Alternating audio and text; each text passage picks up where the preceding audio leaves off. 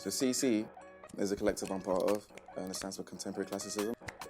It brings a contemporary look to classicist theories and ideas and ideologies, and we are young African men raised in London that have, very sort of European/Western taste aesthetics, but we always bring it back to sort of culture and an African sort of heritage as well at the same time.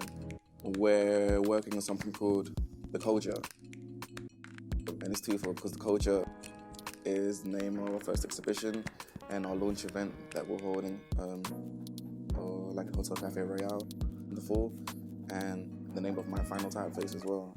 It'll be interesting because we'll merge all kinds of ideas and ideologies in terms of what culture is, not only in a society manner, but like in an artful manner, like in a fashion sense, a design sense as well. What is culture? What does it mean to us? And what is our take on culture? The word youth, I'm re-beginning the brand Youth as well, like it's not called Youth Worldwide, but the word youth is just as important as the word culture. The whole brand Youth, eventually I want it to be almost like a school for creatives, I feel like having a space for young creatives to do what they want and to create what they want and to understand themselves, and where they want to go. I'm very lucky because I've always known what I wanted to do.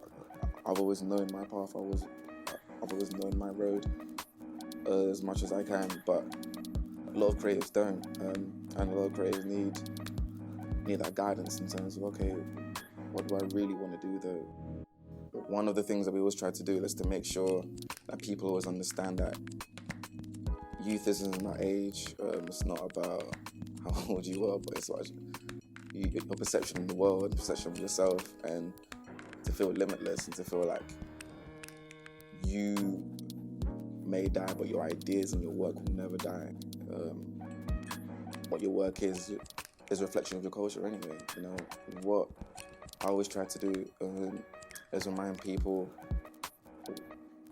where they're from and what's important with my work.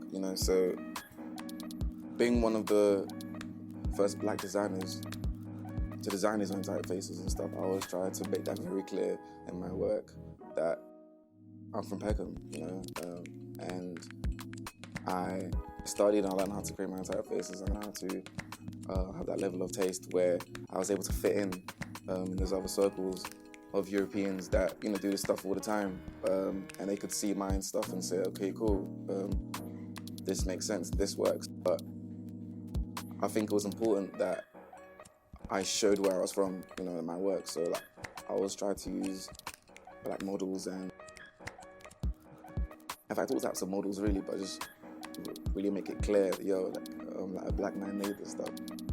The older you get, the more you're brainwashed and boxed into what everyone else has taught you, and being indoctrinated into all these theories and ideas. But the best creators are those that didn't have any of that, and they made their own ways and were able to craft their own new way of thinking. Warhol was different from Dieter Rams. Dieter Rams was different from Picasso. Picasso was different from Salvador Dali. We're all taught these guys in school, and it's impossible to learn all their theories and ideas in terms of how to be the perfect creative. But what's best is if you look at yourself and you say, cool, how do I perceive the world? What do I think is important? And what is the best and most efficient way I can communicate these ideas to make sure they're cemented in time, history and culture, basically. So, yeah, be a child.